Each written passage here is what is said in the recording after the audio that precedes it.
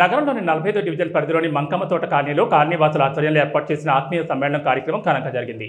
ఈ కార్యక్రమానికి ముఖ్య అతిథిగా హాజరైన మాజీ మంత్రి కరీంనగర్ శాసనసభ్యులు గంగుల కమలాకర్ కాలనీవాసులతో స్నేహపూర్వకంగా మమేకమయ్యారు. ఈ సందర్భంగా కాలనీ ప్రజలు ఎదుర్కొంటున్న సమస్యలు, మౌలిక వస్తువుల అవసరాలు, అభివృద్ధి అంశాలపై గంగుల కమలాకర్ ప్రత్యక్షంగా అడిగి తెలుసుకున్నారు. గతంలో తమ హయాంలో చేపట్టిన అభివృద్ధి కార్యక్రమాన్ని గుర్తు చేస్తూ ప్రజల సంక్షేమే తమ లక్ష్యమని మరోసారి స్పష్టం చేశారు. కాలనీవాసులతో కలిసి ఆత్మీయంగా మాట్లాడిన గంగుల కమలాకర్ ప్రతి కుటుంబం బాగుండాలన్నదే తమ ఆకాంక్షను తెలిపారు. ప్రజల నుంచి వస్తున్న సూచనలు, అభిప్రాయాలను గౌరవిస్తూ వాటిని భవిష్యత్ ప్రణాళికలో తప్పకుండా పరిగణలోకి తీసుకుంటామని హామీ ఇచ్చారు. ఈ కార్యక్రమంలో మాజీ మంత్రి వెంట 45వ డివిజన్ భారత అభ్యర్థి గుగ్గిళ్ల జయశ్రీ శ్రీనివాస్ పాల్గొన్నారు. ఈ సందర్భంగా ఆయన మాట్లాడుతూ కాలనీ అభివృద్ధికి నిరంతరం కృషి చేస్తామని, ప్రజలకు అందుబాటులో ఉండే నాయకత్వం అందించడమే తమ లక్ష్యమని తెలిపారు. మంకమ్మతోట కాలనీలో నిర్వహించిన ఈ ఆత్మీయ సమ్మేళనం ప్రజలు, నాయకుల మధ్య అనుబంధాన్ని మరింత బలోపేతం చేసింది. కాలనీ వాసులు పెద్ద సంఖ్యలో పాల్గొని కార్యక్రమాన్ని విజయవంతం చేయగా నాయకుల పట్ల తమ నమ్మకాన్ని మరోసారి వ్యక్తం చేశారు.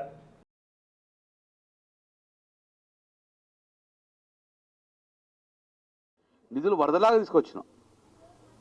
మరి సరే 10 సంవత్సరాలు అభివృద్ధి చేసిన కళ్ళ ముందు కనబడ్డది. ఎవరైనా ఎమ్మెల్యే పోతే ఈ రోడే వాందురు, కానీ ఎక్కడవో నాకు రోడ్ అవసరం లేదు, రోడ్ వేసేసిన ఆల్రెడీ. మరి ఈ 2 సంవత్సరాలే కాంగ్రెస్ ప్రభుత్వం వచ్చింది ఇక్కడ స్టేట్లో. కేంద్రంలో బండి సంజయ్ మంత్రి గారు ఉన్నారు, బీజేపీ వచ్చింది. నేను ఒకటే రిక్వెస్ట్ చేస్తున్నాను, ఏ ప్రభుత్వం ఉన్నా మీరు పనిచేస్తూ ఉండాలి, నిధులు తెస్తూనే ఉండాలి.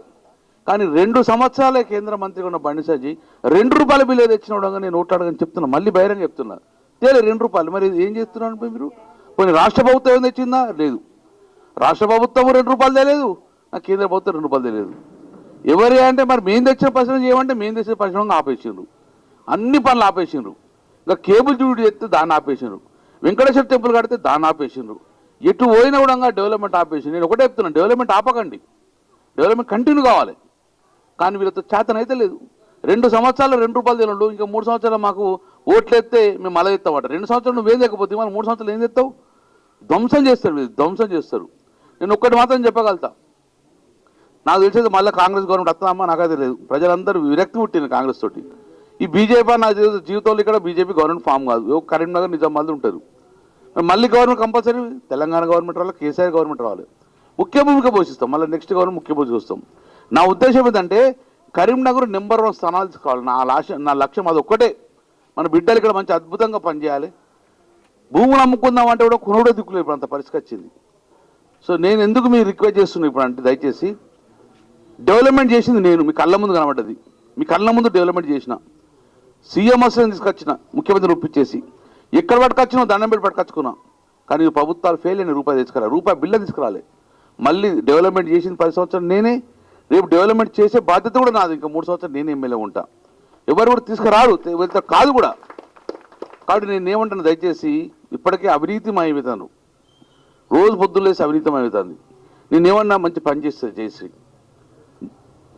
మహేష్ చూడంగా మీకు రిక్వెస్ట్ చేస్తుండు, ఇవి మంచిగా బ్రహ్మాండంగా మీరు గెలిపించి పంపండి దయచేసి. మేము అండగా ఉంటాం, 3 సంవత్సరాలు ఎమ్మెల్యే ఉంటాం. ఎమ్మెల్యే అయితే తప్పించుకోవడం కాదు, మీకు కరిమేలు ఉంటాం. ఇంకా వైర్లు తీద్దామంటే ఇవి చేతగాలే, వైర్లు తీయించినాం, రోడ్లు వేసినాం, ఎక్కడ కూడా మట్టి లేకుండా చేసినాం. డెవలప్మెంట్ కళ్ళం ఉన్నది కాబట్టి, డెవలప్మెంట్ చేసే సత్తా నాకు ఉన్నది కాబట్టి నాకు వేరే ఆలోచన లేదు, ఓన్లీ డెవలప్మెంటే.